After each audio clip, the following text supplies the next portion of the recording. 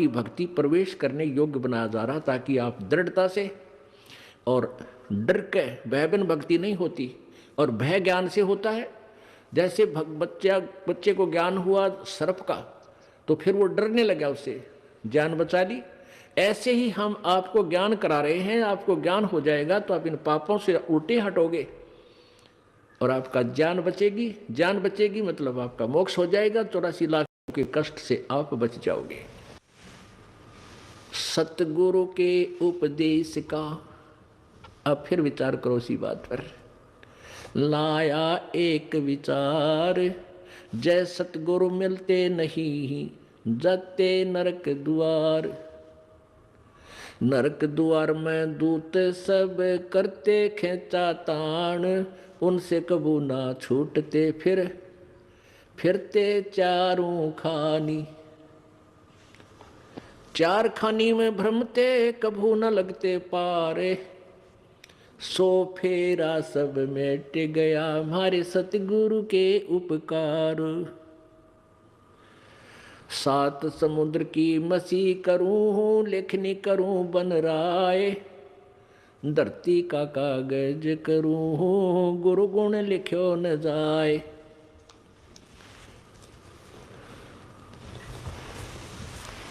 गुरु मानुष कर जानते, ते नर कहिए अंध। ओए दुखी संसार में, आगे यम के फंदे। और जब आपको सतगुरु मिल जाते हैं, आपका कैसा उनके प्रति व्यवहार हो। गुरु से अधिक ना कोई ठहराई, मोक्ष पंथ नहीं गुरु बिन पाई। अब परमात्मा कहते हैं कि गुरु जी के बिना आपका कोई भी भक्ति मार्ग सफल नहीं हो सकता। उसके लिए उदाहरण भी दे रहे हैं। उसके लिए उदाहरण देते हुए परमात्मा बता रहे हैं कि तुम राम और कृष्ण जी को तो बहुत बड़ा मानते हो, उन्होंने भी गुरु बनाए। श्री कृष्ण जी ने दुर्वासा जी को और श्री रामचंद्र जी ने वशिष्ठ जी को गुरु बनाया, क्योंकि श्री कृष्ण जी के जो संदीपनी गुरु थे वो अक्षर ज्ञान कराने वाले थे, जैसे बच्चे को पढ़ाई सिखाया करें, क ख ग घ ड़। और दुर्वासा जी उनके आध्यात्मिक गुरु थे श्री कृष्ण जी के, और वशिष्ठ जी श्री रामचंद्र जी के आध्यात्मिक गुरु और साथ में अक्षर ज्ञान गुरु दोनों ही थे। तो क्या बताते हैं कबीर, राम कृष्ण से कौन बड़ो, उन्हों भी गुरु कीन। तीन लोक के वे धनी, ही गुरु आगे अधीन। राम कृष्ण बढ़ती पुर राजा, तीन गुरु बंद कीन निज काजा। राम कृष्ण बढ़ती पुर राजा, इन तीन लोक के राजा हैं, तीन लोक में ये सबसे बड़े हैं। और इन्होंने भी गुरु जी की वंदना करके अपने सभी कार्यों को किया, गुरु जी की ही शरण देकर के, गुरु बनाकर ही उन्हीं की आज्ञा अनुसार अपने सब कार्य किए। अब ये विचार कर लेना चाहिए, जब राम और कृष्ण जिनको हम भगवान मानते थे, उन्होंने भी गुरु बनाकर यहाँ से पीछा छुटवाया, तो आप कौन से खेत की मूली हो के आप ना गुरु बनाओ और पार हो जाओगे? क्योंकि दरिया से पार होने के लिए नौका की आवश्यकता पड़ेगी ही पड़ेगी। अब आपको गुरु जी की महिमा बताई जा रही है। गुरु मानुष कर जानते, ते नर कहिए अंध। अब आपको उदाहरण भी बताया था कि गुरु जी को भगवान मानकर ही हमने अपनी आध्यात्मिक क्रियाओं को करना पड़ेगा। क्योंकि आप जब गुरु जी के पास जाओगे तो आपके मन में ये होगा, यदि इनके स्थान पर भगवान होते आज, तो आप कैसा व्यवहार करते? निष्कपट गदगद आत्मा और चेहरे की तरह इन्हें देखते रहते। तो ऐसे आप में विनम्रता आवेगी, आपका अंतःकरण नरम होगा, आपका दोष दूर होने लग जाएगा। यदि आप इस दास को अपने जैसा ही एक व्यक्ति समझोगे, भाई थोड़ी बहुत दो बात सीख रहा है, गुरु जी है नाम देता ले लेता हूँ, इससे लाभ नहीं होगा। लाभ होगा तभी जब आपके हृदय में असीम श्रद्धा होगी इस दास के प्रति, एज ए गॉड, दास गॉड नहीं है, दास भगवान नहीं है, लेकिन आपने सपोज करना पड़ेगा, आपने मानना पड़ेगा इस इक्वेशन को, इस प्रश्न को हल करने के लिए, जन्म और मृत्यु के इस प्रश्न से पीछा छुटवाने के लिए, हल को सोल्व करने के लिए प्रॉब्लम को आपने मानना पड़ेगा। ये रूल है ईश्वर का। तो आप अपने हृदय से मानोगे, औपचारिकता नहीं, हृदय से करना पड़ेगा। उसके लिए क्या नियम बता रहे हैं प्रभु कबीर परमेश्वर जी? गुरु चरणन से ध्यान लगावे, अंत कपट गुरु से ना लावे। गुरु वचन निश्चय कर माने है, पूरे गुरु की सेवा ठाने। ओहो, गुरु वचन निश्चय कर माने, गुरु जी का वचन पर पूरा विश्वास रखे, जो वो कहें उसको अवश्य आज्ञा का पालन करे, और पूरे गुरु की सेवा यानी पूरे गुरु को बनावे, उसकी पूजा करे, उसके अनुसार साधना करे, अधूरों से नहीं। गुरु की शरणा लीजय भाई, तात जीव नरक नहीं जाई। गुरु कृपा कटे यम फांसी, ही विलम न हो मिले अविनाशी। गुरु बिन काहू न पाया ज्ञाना, जो थो था भूछड़े किसाना। पूरे संत के बिना कहते हैं जो साधना भी कर रहे हैं वो ऐसी है जैसे कोई अनजान शराबी किसान और थोथे भूसने कूट रहा हो, उसमें से अन्न निकालने के लिए कभी नहीं निकल सकता, कितना प्रयत्न कर ले, थोथे भूस को कूटने से उसमें से अन्न नहीं निकले। जैसे धान निकालते हैं तो जिसमें धान सहित जो भूस है उसको कूटेंगे तो धान परल परल निकलेंगे, और उस भूस को कूटेंगे धान रहित तो कितना कूट ले, कुछ हासिल नहीं, कितना प्रयत्न कर ले। ऐसे ही शास्त्र विधि रहित और अधूरे गुरुओं के आधारित जो साधना हम कर रहे हैं वो थोथा भूस कूट रहे हैं। गुरु बिन काहू न पाया ज्ञाना, जो थोथा भूस छड़े किसाना। तीर्थ व्रत और सब पूजा, गुरु बिन दाता और न दूजा। नौनाथ 84 सिद्धा, गुरु के तन सेवे गोविंदा। गुरु बिन प्रेत जन्म सब पावे, वर्ष संसर गर्भ सुरहावे। गुरु बिन दान पुण्य जो करही, मिथ्या होव कदे ना फल ही। गुरु जी के बिना आप कोई भी दान पुण्य करते हो मिथ्या होगा, कभी नहीं फलेगा। गुरु बिन भरम न छूटे भाई, कोट उपाय करो चतुराई। गुरु के मिले कटे दुख पापा, जन्म जन्म के मिटे संतापा। गुरु के चरण सदा चित दीजय, जीवन जन्म सफल कर लीजय। गुरु भक्ता मम आत्म सोई, वाके हृदय रहूं समोई। ओए होए, अब फाइनल फैसला कर दिया गुरु परमात्मा ने, कबीर जी ने, कि गुरु भक्ता मम आत्म सोई। जो गुरु जी का सच्चा भक्त है, जैसी लगन गुरु जी में है, उसकी सच्ची श्रद्धा गुरु जी के ऊपर है, तो गुरु भक्ता मम आत्म सोई, वो मेरी आत्मा है, वो मुझे प्यारा लगता है जो गुरु जी के साथ निष्कपट भाव से सच्चा भक्त है उसका। गुरु भक्ता मम आत्म सोई, वाके हृदय रहूं समोई। मैं उसके हृदय में समाया रहूंगा। जब तक आपके हृदय में प्रभु समाये रहेंगे तो आपकी श्रद्धा भगवान में बनी ही रहेगी। आपके मन में जरा सा भी मैल दास के प्रति आएगा किसी भी पॉइंट से, भगवान वहाँ से हट जाएगा। जब भगवान का पंजाब से हट गया तो आप निरीकोबद्ध सोचोगे, सारी उल्टी भावना बन जाएंगी। आज ये दास आपको अच्छा लगता है, फिर आपको दुश्मन दिखाई देगा, क्योंकि काल प्रवेश कर जाएगा।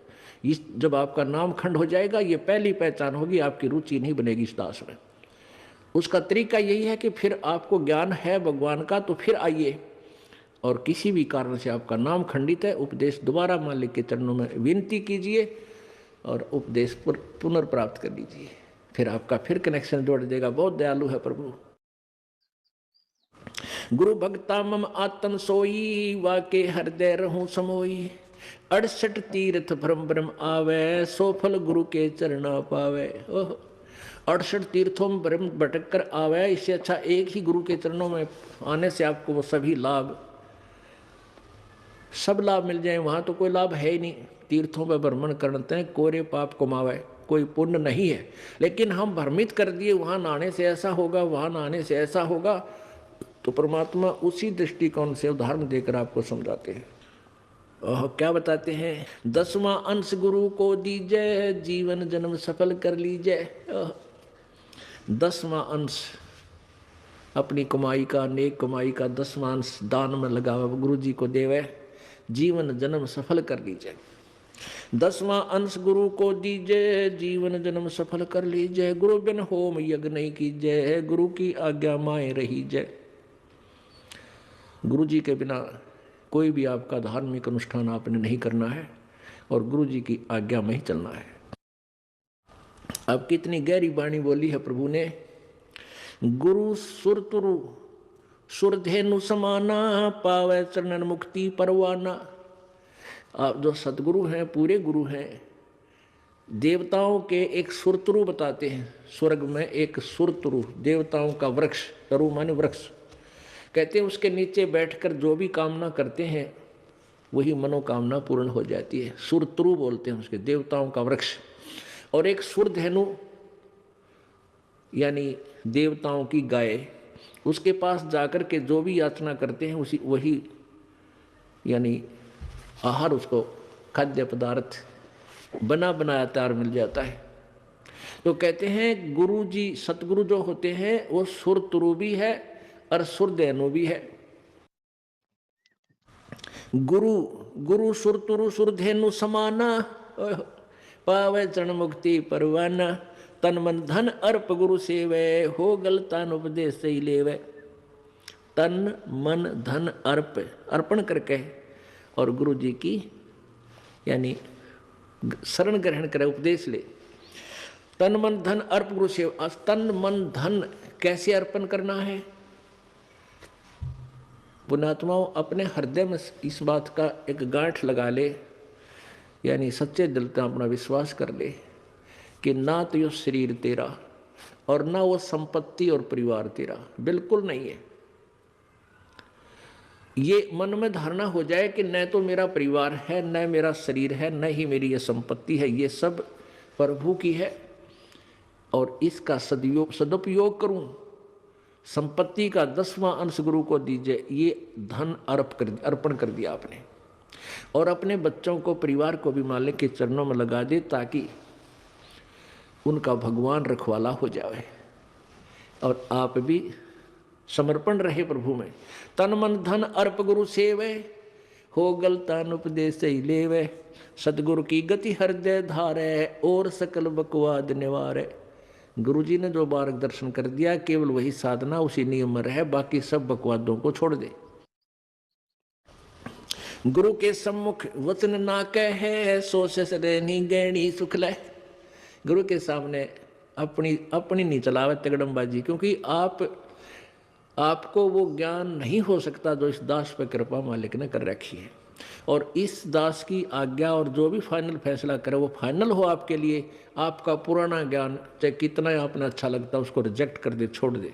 जिन बातों से गुरु दुख पावे, उन बातों को दूर भगावे, उनको फेंक दे, चाहे कितना अच्छा लगता है छोड़ दे उन सब चीज़ों ने। अब जैसे शुगर के मरीज को अब मीठा तो अच्छा लग गया उसने, और डॉक्टर कहे भाई शुगर तो मरीज ये मीठा नहीं खाएगा, ना मिठाई ना चीनी, और वो फिर भी डॉक्टर की आज्ञा का पालन नहीं करता तो मरेगा फिर, और क्या इलाज है। तो चीनी मीठी तो लग रही है, इसमें कोई शक नहीं, मीठी भी है, लेकिन उसके लिए विष है। तो ऐसे ही भक्ति मार्ग में गुरु जी की आज्ञा का पालन ना करना विष के तुल्य है, आपकी भक्ति को नष्ट कर देता है। गुरु के सम्मुख वचन ना कहे, सो ससरेनी गैणी सुख ले। गुरु जी के सामने एंड बैंड नहीं बोला, क्योंकि गुरु जी के सामने जैसे भगवान के पास जाना होता है, ऐसे ही दृष्टिकोण से आना चाहिए।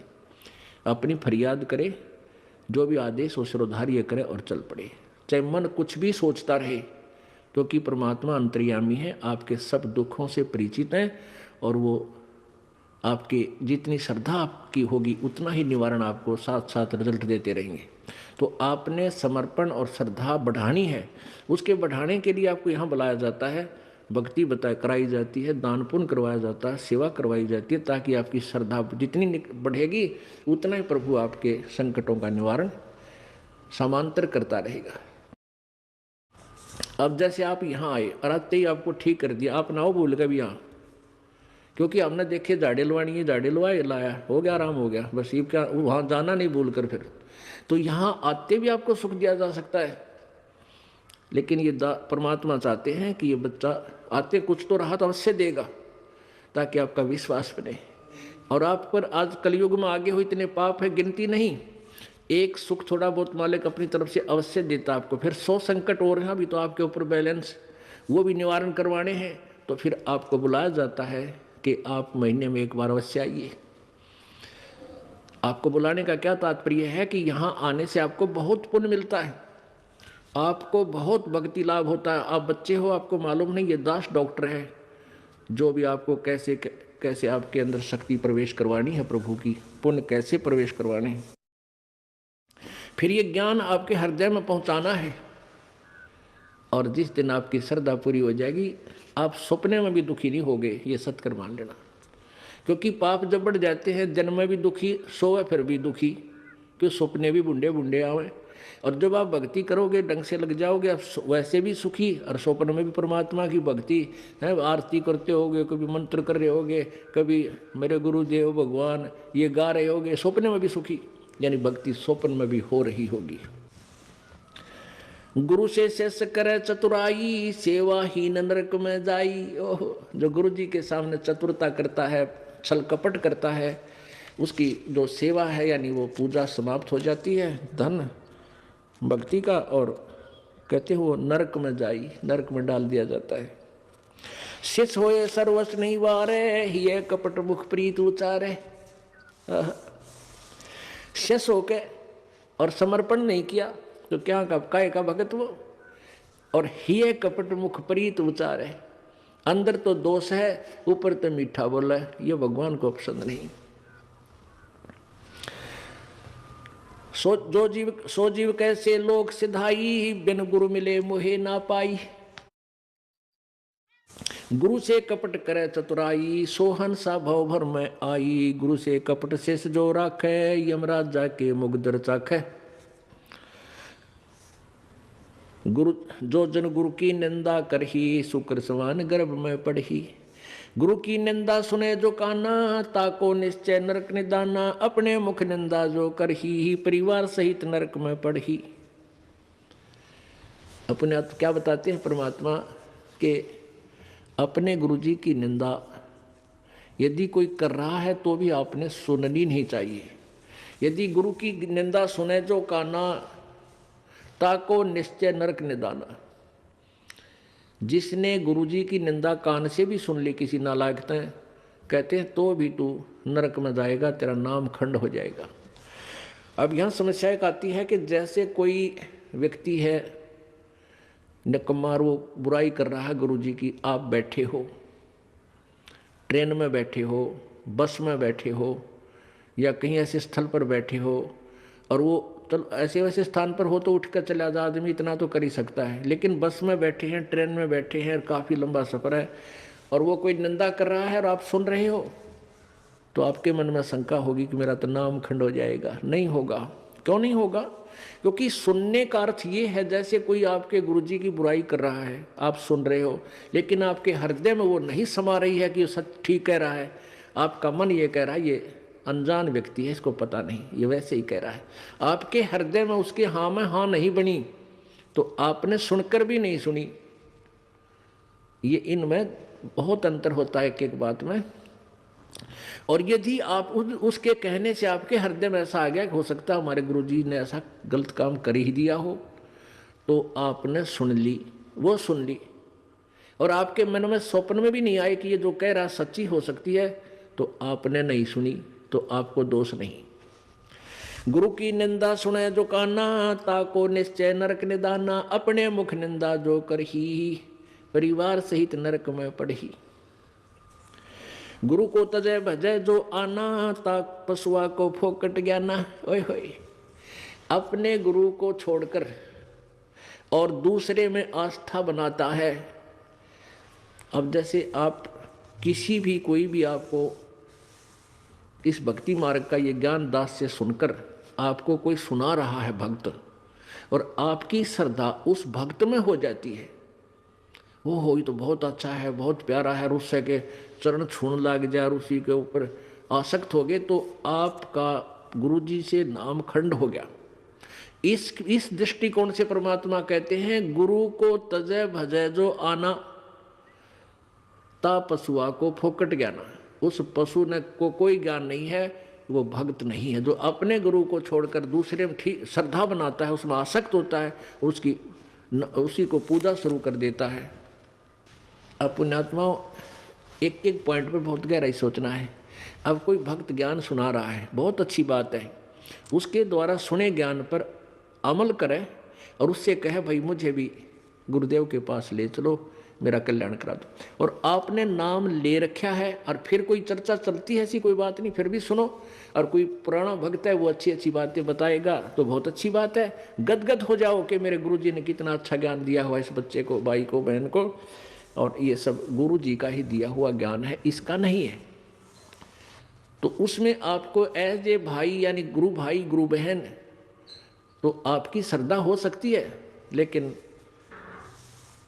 अन्य दृष्टिकोण से, क्योंकि हम फिर उस पर इतना आसक्त हो जाते हैं, उसको फिर प्रणाम करने लग जाते हैं, बड़ा अच्छा भगत है। तो ऐसे ये बीमारी हमारे भगत समाज में पड़ी रही और इसका लाभ ये काल उठा गया। जैसे कमाल था, कमाल वो मुर्दा जिंदा किया था प्रभु ने। एक दरिया में बहता हुआ मुर्दा शव जा रहा था 12-13 वर्ष के बालक का, और एक शेख तकी था सिकंदर लोधी, दिल्ली के बादशाह का धार्मिक पीर। वो कबीर जी से ईर्षा करता था और कबीर परमेश्वर जी की कृपा से सिकंदर लोधी दिल्ली के सम्राट का असाध्य रोग दूर हो गया था, जो शेख तकी से भी नहीं हुआ था, किसी से भी नहीं हुआ था। जिस कारण से सिकंदर लोधी की आस्था कबीर जी में घनी हो गई थी। और वो जो पहले वाला जो वो परमानेंट उसका गुरु था धार्मिक मजहब की तरफ से, वो शेख तकी था। तो उस शेख तकी ने जब देखा कि कबीर जी में, मेरे सम्राट की, मेरे शिष्य की कबीर जी में ज़्यादा श्रद्धा होगी है, तो ईर्षा करने लग गया कबीर जी से। उसको नीचा दिखाने की चेष्टा में उसने कहा कि राजा या तो तू बाज आ जा, और नहीं तो मैं, तो एक काफिर को गुरु बना लिया तूने, एक हिंदू को गुरु बना लिया, मैं तेरी पूरे मुसलमान समाज में तेरे बारे में बताऊंगा और सबको तेरे विरोधी कर दूंगा। अब राजा चिंतित हो गया कहीं तेरे राज को खतरा ना हो जाए। तो परमात्मा के सामने उसने अपनी प्रार्थना रखी। कबीर जी ने कहा भी ठीक है।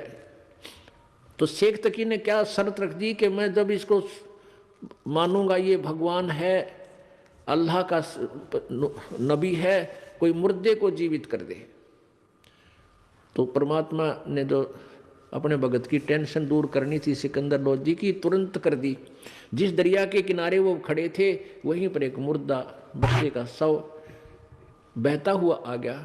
कुछ कबीले ऐसे होते हैं, ना तो वो गाड़ते ज़मीन में, ना सभा करते, वो जल प्रवाह कर देते हैं मृत्यु होने के बाद के पशु जीव जंतु इसके शरीर का मांस खा कर दुआ देंगे। ऐसे सुसज्जित एक बना करके प्लेटफार्म सा, फ्लोट सा, एक घास फूस का जो तैरता रहे ऐसा बना देते हैं, बेड़ा सा, उसके ऊपर शव को लुटाकर और चलता कर देते। तो उसी समय वो लड़के का शव आ गया। परमेश्वर कबीर जी ने अपनी शक्ति से उसको जीवित कर दिया था। तो सभी ने कहा कमाल कर दिया, कमाल कर दिया। उसका नाम कमाल रख दिया और उस बच्चे को अपने साथ अपने बालक रूप में, शिष्य रूप में रख लिया। अब वो युवा बालक हो गया। कुछ दिनों के बाद 10-15 साल में 20-25 वर्ष की आयु का हो गया। तो वो परमात्मा से ज्ञान सुनकर, कबीर जी का ज्ञान सुनकर वो भी ज्ञान औरों को सुनाने लग गया। जैसे बताते हैं भक्त, आप भी बताते हो और भी बताते हैं। अब जवान लड़का था, अच्छी आवाज़ थी, बढ़िया गला था, परमात्मा की वाणी गा गा के इतने सुरीले ढंग से सुनावे। तो जो परमात्मा कबीर जी के शिष्य थे वो 64 लाख, उनमें से बहुत सारे कमाल जी के ऊपर आसक्त हो गए। हो कमाल तो भाई कमाल है, तेरा नाम भी कमाल, तेरा काम भी कमाल, और भाई तो गुरु जी से भी बढ़कर हो गया। ओहो, आप तो गुरु जी से भी अच्छी जो है ना ज्ञान सुनाते हो। अब इस बात से वो कमाल फूल गया, वो यानी उसमें अभिमान छा गया। और कबीर जी परमात्मा उसको बार बार धिक्कारते थे, उसको धमकाते थे कि निकम्मे तू अपना कर्म बना ले और प्रभु मत बनाए। लेकिन ये प्रभुता की भूख इतनी बुरी होती है, जीव नरक जाना स्वीकार कर लेगा, प्रभुता छूटे नहीं। कहते हैं राज तजना सहज है, सहज त्रिया का नेह, और मान बढ़ाई ईर्षा दुर्लभ तजनाई। और जब तक ये नहीं तजे जाएंगे इतना भगवान नहीं मिला। तो हम निकले भगवान के लिए, हमें पता है मनुष्य जीवन मिला भगवान प्राप्ति के लिए, और फिर उसमें कोई वस्तु बाधा है उसने फेंक दे तुरंत तोड़ के, उसको एक तरफ फेंके तो भगवान मिला। लेकिन उस कमाल ने परमात्मा के आदेश का पालन किया नहीं, तो प्रभु ने उसको धमका दिया। वो वहाँ से निकल कर परमात्मा से रुष्ट हो गए, अक्षुब्ध होकर, खिन्न होकर के वहाँ से निकल गया और जाके कहीं दूर देश स्थान पर रहने लगा, जहाँ के वो नालायक भक्त गुरुजी के शिष्य उसको चाहते थे, वहीं चला गया, वहाँ रहने लग गया। अब वहाँ रहा, उसने एक छोटा सा आश्रम बना लिया। अब पुण्यात्मा, समर्थ जो कार्य करता है कोई जीव नहीं कर सकता। जैसा कल उदाहरण दिया था कि जैसे वायु बहुत लंबी चौड़ी है, बहुत ज़्यादा था है, और उसमें से एक टायर में पंप से हवा भर भी ली, वो टायर ट्यूब में टायर में डालकर ट्रक में डाल दिया, ठीक है, वो काफ़ी सहयोगी होगी वह हवा उसको, लेकिन वो तो सीमित है। ऐसे ही किसी भक्त ने, उस कमाल ने परमात्मा की कुछ दिन सेवा करके, दोनों नाम दिया, उसकी भक्ति करके कुछ शक्ति अवश्य होगी थी, लेकिन वो जीव ही था। और वो अनजान भक्त जो परमात्मा के शिष्य थे कबीर जी के, उस पर आसक्त हो गए। तो यहाँ बताते हैं गुरु को तजय भजय जो आना ता पशुआ को फोकट गया ना। अरे जब कबीर खुद मालिक बैठे और उस वो कमाल के टिंडे देगा उन्हें, कमाल की बात। यहीं से हम गिरते, सतर गिरता गिरता यहाँ आ लिए। हम सतलोक में इसी तरह गिरे थे। हम अपने भगवान को छोड़कर परमेश्वर कबीर जी सत्य पुरुष को, और ये ज्योति निरंजन काल वहाँ तपस्या कर रहा था एक टांग पर खड़ा होकर। हमने अपने भगवान से हृदय हटा कर इसमें लगा लिया, और इसका फलियों में लाद गधे कुत्ते सूअर 84 लाख योनियों में कितना कष्ट उठा रहे हम, और फिर वही फिर दोहरा रहे हैं, क्योंकि ज्ञान नहीं हमने। तो उसने क्या किया, कमाल ने वहाँ रहने लगा। अब जो भक्त परमात्मा के पास आते थे उनको सुख होया करता खूब। अब वो चेले बन गए कमाल के। अब 5-4 वर्ष तो उनके काम ठीक चले, क्योंकि जो हैंडपंप से पानी उन्होंने ले लिया था वो जब तक चला उनकी पुण्य कमाई, तब तक तो वो दुखी हुए नहीं। फिर कोई काम उनका होने लगा नहीं, तो धीरे धीरे वो कमाल से भी हट गए। अब कमाल ने 5-4 और चेले रख रखे अपने आश्रम में रख रहे। तो वो कहने लगे गुरुजी यहाँ भगत तो आने ही बंद हो गए। तो उन्होंने कहा भाई यूँ करें कि गुरुजी का जन्मदिन मनावांगे, कल जेठ की पूर्णमासी आ गई, सब न कह दे भाई, कल जेठ उतरते की पूर्णमासी है और गुरुजी का प्रगट दिवस मनाएंगे, और खीर ख्यार बनावांगे, भंडारा करेंगे, सभी गांव वालों दूध लाइयो, दूध पहुंचाना। अब पहले कोई समागम करता था तो गांव वाले खुश होकर दूध ले जाते थे और ठोक देते थे ड्राम के ड्राम। अब किसी का लाभ होया नहीं, सारे बयानवटी होगी, दूध रहा ना ढंगता, तो सब कपटी हो गए। अब सब ने सोचा भी बखत से दूध डालावांगे और ना डालकावांगे तो यूँ नाराज हो जाएगा, कदे शराब स्वरूप ना दे दे कमाल है। और प्रत्येक के मन में, क्योंकि परमात्मा कबीर जी खेल खेलते हैं। अब वो जो भगत थे गांव वाले, जो 50, 60, 100 जितने भी थे, उन्होंने सबके मन में के दुर्भावना आ गई कि बखत तो उठ कर सबसे पहले मुँह अंधेरे जाऊंगा और दूध की जगह पानी का लोटा डालूंगा, किसने बेरा पट्टा है। अब सुबह सुबह लाग गई लाइन, महाराज जी सत साहेब, कहाँ भाई सत साहेब, आज दूध लाए हैं, डाल दो भाई वहाँ ड्राम में, जो से पहले कराया करते। अब कपड़ा उठावें और पानी तरड़ा डालें, गुरु जी ने महाराज जी ने पता लग जाएगा हाँ डाल रहा है कुछ, दूध डाल गया। एक आधे भगवान ने उसमें दो चार दूध भी डाल दिया होगा। कमाल बोला भाई आता दूध बहुत आ गया, और बच्चों खीर बना लो। अब वो लागे खीर बनाने, वो ड्राम पानी का भरा, थोड़ा बहुत दूध उसमें कितना गिर गया को बागवानी। तो कहने लगे गुरुजी तो सारा पानी का फुल भरा है।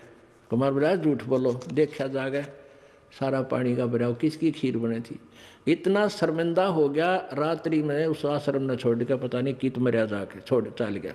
तो इस प्रकार परमात्मा कहते हैं अब आप भी मरिया और उन शिष्यों उन पुण्यात्माओं को ले डूबा, नकमी आत्मा जो परमात्मा से जुड़ी थी। गुरु को तजय भजय जो आना, तापसुआ को फोकट ज्ञाना। गुरु से बैर करे शिष जोई, भजन नास और बहुत बिगोई। पीढ़ी सहित नरक में पर ही, गुरु आज्ञा शिष लोप जो कर ही। चेला अथवा उपासक होई, गुरु सुमुख ले झूठ संजोई। निश्चय नरक पड़े से सोई, वेद पुराण भाकत सब कोई। सम्मुख गुरु की आज्ञा धारे, और पीछे ते सकल निवारे। एक सामने आकर के तो हाँ जी हाँ जी हाँ जी, और पीछे ते छोड़ देने ये जरा फिर देखेंगे। तो कहते हैं सम्मुख गुरु की आज्ञा धारे, और फिर और पीछे ते सकल निवारे, यार सब ने रिजेक्ट कर बैठे। ऐसे नकली शिष्यों का उद्धार नहीं होता। सोच से घोर नरक में पड़ही, रुद्राद पीवे नहीं तरही। मुख पर वचन करे परवाना, घर पर जाए करे विज्ञाना। मुख पर तो सारी बात माने, और घर पर जाकर चौधरी पाक अपने हिसाब से सेटिंग करो, ना नो नहीं ऐसे ठीक नहीं, गुरु ये ऐसे होना चाहिए। तो परमात्मा कहते हैं आप जीव हैं और जीव संज्ञा में ही रहना चाहिए। आपने परमात्मा की आज्ञा में कोई भी दोष नहीं निकालना चाहिए, फाइनल हो। अब गुरु जी की आज्ञा देगा आपको। हम क्या आज्ञा देते हैं भाई? बीड़ी मत पीना, शराब मत पीना, तम्बाकू मत पीना, बुराई ना करना, चोरी मत करियो, रिश्वत मत लेना, भगवान पर विश्वास रखना, भक्ति करना, आनुपाशा मत करना। और ये सारी ही ना करने की है, और ये आज्ञा पालन करने की है। और ये भी नहीं करोगे फिर भगत कैसे? व्यर्थ। मुख पर वचन करे परमाना, घर पर जाए करे विज्ञाना। जहाँ जावे ता निंदा करही, सोच से घोर नरक में पड़ही। ऐसे सस को ठाहर नाही, गुरु विमुक्त लोचत मन माही। वेद पुराण कहे सब साखी, साखी शब्द सब है यो बाकी। मानुष जन्म पाए कर खोए है, सतगुरु विमुखा युग युग रोए। अब सतगुरु से विमुख होने वाला कहते हैं युग युग रोएगा। परमेश्वर आए थे सतगुरु रूप में, सन 1398 में प्रकट हुए थे बालक रूप में, और सन 1518 में वो परमात्मा 120 वर्ष रहकर सतगुरु की भूमिका करके सहशरीर गए थे। तो उस समय जो हम 64 लाख के 64 लाख और परमात्मा से विमुख हो गए थे, हम सतगुरु से विमुख हो गए थे, और उनके विमुख होए हुए प्राणी युग युग रो रहे हैं। आज तक हम भटक रहे हैं, भरम रहे हैं, क्योंकि हमने परमात्मा को परमात्मा नहीं माना। क्यों नहीं माना? क्योंकि हम अशिक्षित थे। अशिक्षित होने के कारण हम उन गुरुओं की जो संस्कृत भाषा जानते थे, वेद पुराणों को पढ़ते थे, उन्हीं को हम विद्वान मानते थे। और वो कबीर परमात्मा जो हमें ज्ञान देते थे, और जो ज्ञान वो संस्कृत भाषा के जानने वाले गुरु बताते थे, ऋषि बताते थे, वो कबीर जी के विपरीत था। कबीर जी का ज्ञान उनके विपरीत था और शास्त्रों के अनुकूल था। अब वो शास्त्रों के ज्ञाता माने जाने वाले ऋषि और ब्राह्मण वो सदग्रंथों को समझ नहीं रहे थे, जिस कारण से उन्होंने एक पॉइंट सभी के हृदय में जचा दिया कि कबीर अशिक्षित है, ये अक्षर ज्ञान नहीं है इसको। इसलिए ये जो ज्ञान कह रहा है ये वेदों और गीता के विरुद्ध बोल रहा है। तो इस बात का दाव उन नकली गुरुओं संतों का लगा रहा कि भाई सचमुच कबीर जी तो अशिक्षित हैं, अक्षर ज्ञान नहीं, और ये जो संस्कृत भाषा बोलता है ये वेदों और पुराणों का जानकार है, क्योंकि वो सभी शास्त्र संस्कृत भाषा में लिपिबद्ध थे। जिस कारण से हम अपने भगवान को भगवान नहीं मान सके, क्योंकि हम वेदों और गीता को नहीं समझ सके। आज वेदों और गीता जी ने सिद्ध कर दिया कि कबीर भगवान है, और जिनको हम भगवान मानते थे वो नासवान है। अब आगे क्या बताते हैं, गुरुजी के सामने किस प्रकार अधीन रहे। गरीबदास जी परमात्मा भी कहते हैं, गरीबदास जी भी कहते हैं अपने भगवान कबीर जी की के द्वारा प्राप्त ज्ञान को, गुरुद्रोही की पैड़ पर जय पग आवे बीर, 84 निश्चय पड़े है सतगुरु कहें कबीर। जो गुरु जी का विरोधी हो जाता है, गुरुद्रोही बन जाता है, जो नाम त्याग जाता है, फिर अपने ढंग से बकवाद करता है, गुरु जी की निंदा करता है, वो गुरुद्रोही कहलाता है। और उसका फिर आपने संग नहीं करना, उसके साथ बात भी नहीं करनी चाहिए। तो उसके विषय में बताते हैं, गुरुद्रोही की पैड़ पे जय पग आवे बीर, यानी उसके कदम में कदम नहीं मिलावे, पैड़ पे पैड़ रखना, उसका सहयोग संग नहीं करे, उसकी बातों की हाँ में हाँ नहीं मिलावे। तो कहते हैं गुरुद्रोही की पैड़ पे जय पग आवे बीर, 84 निश्चय पड़े सतगुरु कहें कबीर। अब कहते हैं, दो कर जोड़ गुरु के आगे, करबो विनती चरना लागे, अति शीतल बोले सब बहना, मिटे सकल कपट के बहना। हे गुरु तुम हो दीन दयाला, मैं हूँ दीन करो प्रतिपाला, बंदी छोड़ मैं अति अनाथा, बहु जल बूढ़त पकड़ो हाथा। अब कहते हैं गुरु जी के सामने ऐसे भी नम्र हो बातें करे। दो कर जोड़ गुरु के आगे, करबो विनती चरना लागे, अति शीतल बोले सब बहना, मिटे सकल कपट के बहना। और कैसी याचना करे, हे गुरु तुम हो दीन दयाला, मैं हूं दीन करो प्रतिपाला, बंदी छोड़ मैं अति अनाथा, भवजल बूढ़त पकड़ो हाथा। दीजो उपदेश गुप्त मंत्र सुनावो, जन्म मरण भव दुख छुड़वाओ। जैसे आपको प्रथम मंत्र दिया जाता है, उसके बाद आपको सतनाम दिया जाता है, और फिर एक गुप्त मंत्र है सार नाम, उसके विषय में परमात्मा कह रहे हैं कि ऐसे आपने अधीन होना है अपने सार नाम प्राप्त प्राणी को प्राप्त करने के लिए प्राणी को। बंदी छोड़ मैं अति अनाथा, भवजल बूढ़त पकड़ो हाथा, दीजे उपदेश गुप्त मंत्र सुनावो, जन्म मरण भव दुख छुड़वाओ। यो आदीन होवे शिष जब ही, शिष पर कृपा करे गुरु तब ही। कि गुरु के लिए भी संदेश दे रहे हैं, जो अपना कृपा पात्र भेजते हैं प्रभु, कि जब इतना अधीन प्राणी हो ले तब गुरु उसको गुप्त मंत्र देवे जो सतगुरु है, वैसे नहीं देवे, वो व्यर्थ हो जाएगा, लाभ नहीं होगा। कैसे नहीं होगा? जैसे एक समुद्र में सीप होती है, सीप, और उस सीप में एक प्राणी होता है, जैसे आपने शंख देखे होंगे, शंखले से इस टाइप का ये जीव का ऊपर कवर होता है। तो उसमें एक सीप में एक जीव एक सीप होती है, जीव ही होता है वो, उसका कवर ऐसा होता है, उसका शरीर जैसा शंख का आपने देखा होगा, ऐसा उसका शरीर होता है। और वो सीप समुद्र में ही रहती है, जल से बाहर नहीं जाती, और उसको जब प्यास लगती है वो जल के ऊपर आ जाती है समुद्र के, और आसमान से जब वर्षा हो रही हो, रजा हो प्रभु की, उस समय आसमान से वर्षा हो तो उस वर्षा के जल को वो मुख में ग्रहण कर लेती है, और उस आसमान से गिरे हुए जल से को प्राप्त करके मुंह बंद कर लेती है। फिर उसमें मोती बनता है, अन्यथा मोती नहीं बने। अब जब उस सीप का मुंह बंद हो और वो जमीन समुद्र के ऊपर तैर रही हो, तो कहते हैं सारा सामान बरस जा, मोती नहीं बन सकता। तो क्या कहते हैं परमात्मा कि जब आप में इतनी तड़प होगी तो आपके अंतःकरण रूपी सीप का मुंह खुल गया, और उस खुले मुंह में जब गुप्त मंत्र डाला जाएगा तो आप फिर वो उसमें मोक्ष रूपी मोती बन पाओगा। अन्यथा अगर आपका अंतःकरण का मुंह नहीं खुला, अच्छा कितनी बार वो मंत्र दे दें आपका कति काम नहीं आओगा। तो यहाँ क्या कहते हैं, यो आदीन हो ऐसे जब ही, शिष्य पर कृपा करे गुरु तब ही।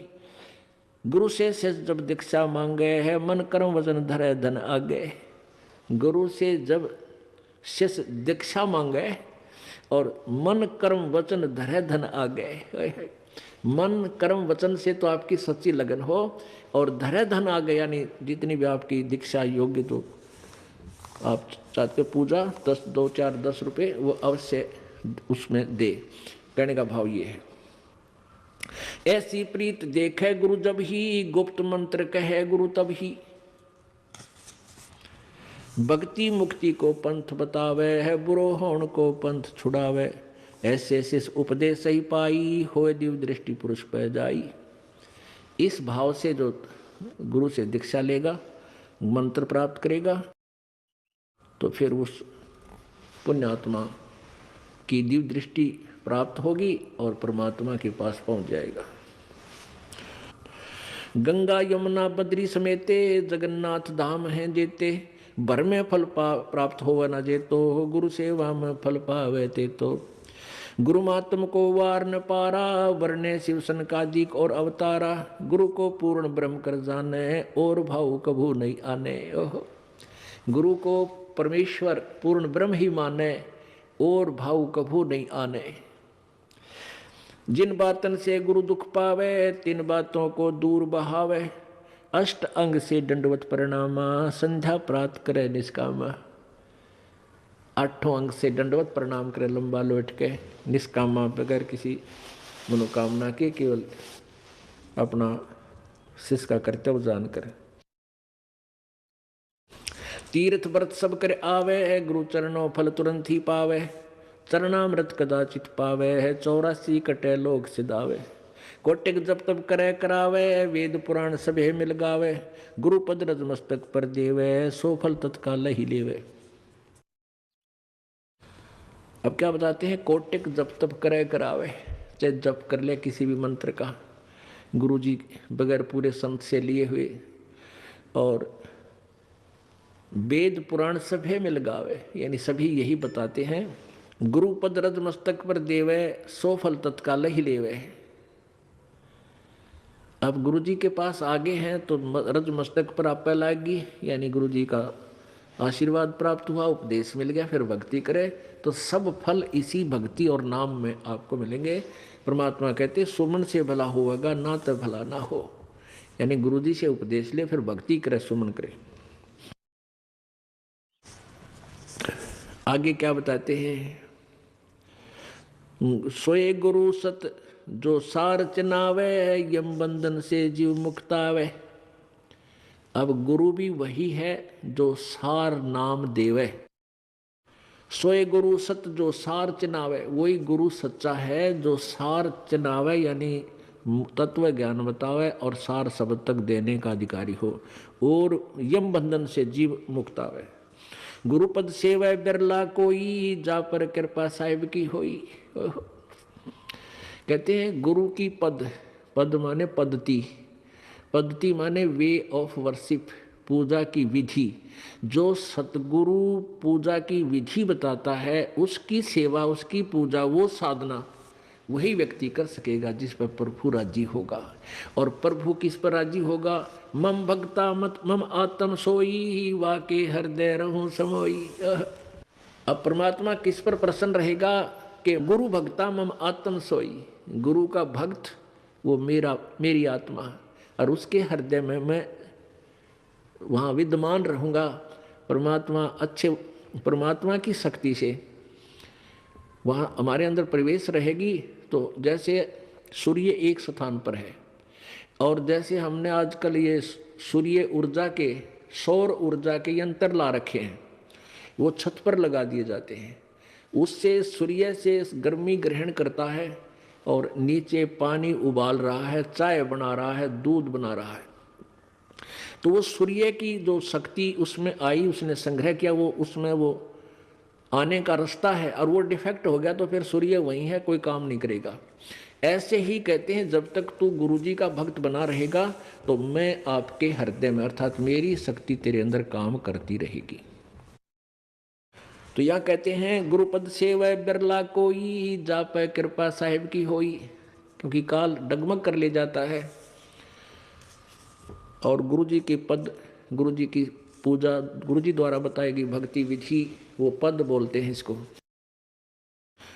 कोई बिरला ही इसको करेगा जिस पर कृपा मालिक की होगी। आप देख लो, अरबों खरबों मनुष्य हैं इस पृथ्वी पर, अरबों खरबों मानव हैं, उनमें से कितनी पुण्यात्मा है जो भगवान के इस यथार्थ मार्ग को स्वीकार किए हुए हैं।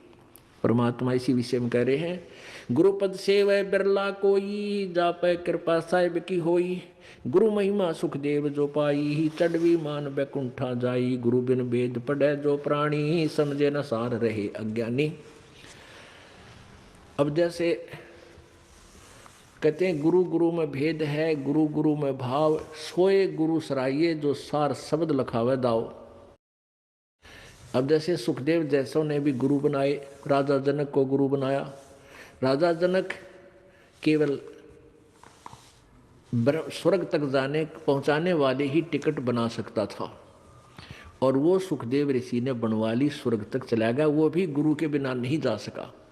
पहले ये स्वयं पूर्व जन्म की सिद्धि थे, पूर्व जन्म की कमाई भक्ति से वैसे स्वर्ग भी जाता था, लेकिन स्थायी स्थान नहीं मिलता था वहाँ पर। इसको वापस भेज दिया गया कि यहाँ आने का तो अधिकारी नहीं है विष्णु लोक में। फिर इसको बताया गया कि तू गुरु बना और गुरु के आदेश से भक्ति कर, फिर तू मेरे पास स्वर्ग में तुझे स्थान मिलेगा। क्या बताते हैं, गर्भ योगेश्वर गुरु बिना लाग्या हर की सेव, कह कबीर बैकुंठ से वो फेर दिया सुखदेव। राजा जनक गुरु कियो फिर कीने हर की सेव, कह कबीर बैकुंठ में उल्ट मिले सुखदेव। अब जैसे यहाँ तक की भक्ति तो अपने स्वर्ग ब्रह्म लोक तक की भी करनी है, तो भी इनके गुरु ही बनाने पड़ते हैं। तो इन गुरु गुरु में भेद है, गुरु गुरु में भाव। एक तो प्राइमरी का टीचर अध्यापक 5वीं कक्षा तक पढ़ावे, एक 10वीं तक का टीचर है, एक लेक्चरर है। तो कहते हैं गुरु गुरु में अंतर है। तो कबीर परमात्मा सतगुरु हैं। गुरु बिन वेद पढ़े जो प्राणी, समझे न सार रहे अज्ञानी। अपने आत्माओं अभी तक वेदों को सत्य मानने वाले, वेदों के ऊपर आश्रित ये ऋषि महर्षि ब्रह्मा विष्णु महेश तक भी वेदों को नहीं समझ सके। और कबीर परमेश्वर ने आकर के इन वेदों का ज्ञान अपनी सिंपल लैंग्वेज में पहले ही दे रखा था। अब इस दास पे कृपा करी, उन वेदों को देखा, गीता जी को देखा, तो परमात्मा की वाणी में जो पहले ज्ञान लिखा था वो वेदों और गीता से मेल खाता है। और उसके विपरीत जो अन्य ऋषि महर्षि वेदों के आधार पर जो अपने अनुभव की पुस्तकें लिखे हुए हैं, उन्होंने ज्ञान बताया है, वो सारा वेदों के विपरीत है। तो इस विषय में परमात्मा आप ही बता रहे हैं कि गुरु बिन वेद पढ़े जो प्राणी, और समझे ना सार रहे अज्ञानी। पुण्यात्माओं, आज का सत्संग कहाँ से प्रारंभ हुआ था? सतगुरु गुरु गुरु गोविंद दोनों खड़े, किसके लागू पाए, बलिहारी गुरु अपना, जिन गोविंद दियो मिलाए। फिर परमात्मा कहते हैं, जय इब कै सतगुरु मिले। इतना ज्ञान समझ में आने के बाद प्राणी को प्रेरणा हो जाती है, जय इब कै सतगुरु मिले, सब दुख आँखों रोए, चरणों ऊपर शीस धरूं, कहूँ जो कैडी होए। कबीर गुरु जी मिलेंगे, कबीर साईं मिलेंगे, पूछेंगे कुशलात, आद अंत की सब कहूँ, अपने दिल की बात। अब गुरु जी के सामने आप जाते हो, आपके हृदय में जैसी भी भावना, जो प्रेरणा होती है, वो अंतर्यामी परमात्मा यानी प्रभु सब समझ जाता है। परमात्मा ने ये एक कंप्यूटर रखा हुआ अपना शुद्ध करके, और उस परमात्मा के पास इसके माध्यम से सब आपकी भावनाएं ऑटोमेटिक चली जाती हैं। जो तुम सोचकर आते हो, जो आप प्रेरणा ले रहे हो, क्योंकि वहीं से सिमरण करने लगते हो, लाइन में लगते ही ऐसे कहूँगा ऐसे कहूँगा, और वहाँ आकर आप कुछ कह पाते हो, कुछ नहीं कह पाते हो। लेकिन उसके कंप्यूटर में आपकी वो सारी जा चुकी है इस दास के माध्यम से। तो इस प्रकार परमात्मा कहते हैं कि तुम जाकर के गुरु के चरणों में शीश रखते हो, आपकी आत्मा गदगद हो जाती है। आपके अंदर की जो भी फीड था वो मैटर मालिक के पास पहुंच गया, वो अंतर्यामी है। आप क्या चाहते हो, आपको क्या कष्ट है। तो यहाँ परमात्मा कह रहे हैं कि कबीर साईं मिल लेंगे, पूछेंगे कुशलात, आज अंत की सब कहूँ अपने दिल की बात। तो आपने मुख्य तौर पर क्या कहना है कि गुरुजी तुम ना भूलियो, चाहे लाख लोग मिल जाए। ये परमात्मा हमसे दृष्टि मत हटाना, चाहे आपके लाखों से सो जाए। आपको तो हमारे जैसे बहुत मिल जाएंगे शिष्य, लेकिन आप जैसे सतगुरु हमको नहीं मिल सकते। गुरुजी तुम ना भूलियो, चाहे लाख लोग मिल जाए, हमसे तुमको बहुत है पर तुमसे हमको नहीं। बोलो सतगुरुदेव। परमपिता परमात्मा सारी सृष्टि के रचनहार कुल मालिक कबीर देव, कबीर साहब, कबीर अग्नि, कबीर अमितोजा,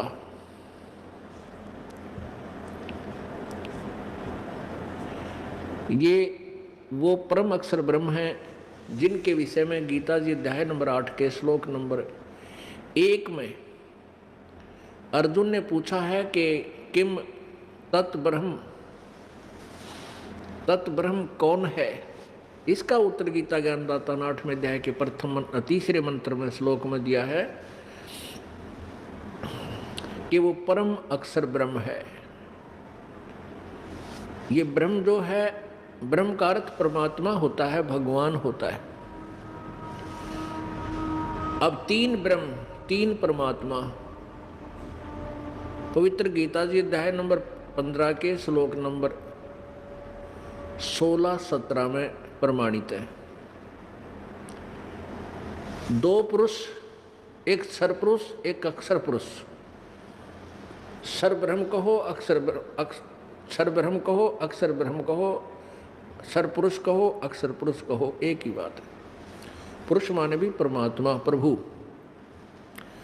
और ब्रह्म का अर्थ भी भगवान होता है। अब इसलिए ब्रह्म, परब्रह्म और पूर्ण ब्रह्म, परम अक्षर ब्रह्म इसलिए कहा गया कि ये नकली भगवान भी हैं। ये नासवान भी अपने आप को ब्रह्म सिद्ध किए बैठे हैं, अपने आप को भगवान कहलाते हैं। वैसे भगवान का अर्थ होता स्वामी। भगवान का यानी राम का, प्रभु का अर्थ होता है स्वामी। 7 शंख ब्रह्मांड, 21 ब्रह्मांड का राम है, ब्रह्म है, स्वामी है, ज्योति निरंजन काल, जिसे ब्रह्म बोलते हैं। क्योंकि ये 21 ब्रह्मांड का मालिक है, इसलिए ये भी ब्रह्म यानी परमात्मा, भगवान कहलाता है। और 7 शंख ब्रह्मांड का स्वामी है अक्षर पुरुष, ये भी परब्रह्म कहलाता है, ब्रह्म से दूसरा भगवान। और असंख्य ब्रह्मांड का जो स्वामी है, overall controller, overall almighty, overall controller, वो परम अक्षर ब्रह्म है। इस प्रकार ये 3 परमात्मा है। तो परम अक्षर ब्रह्म जो कुल मालिक है वो कबीर देव है। ये वही परमात्मा है जो बनारस में एक दुलाहे की भूमि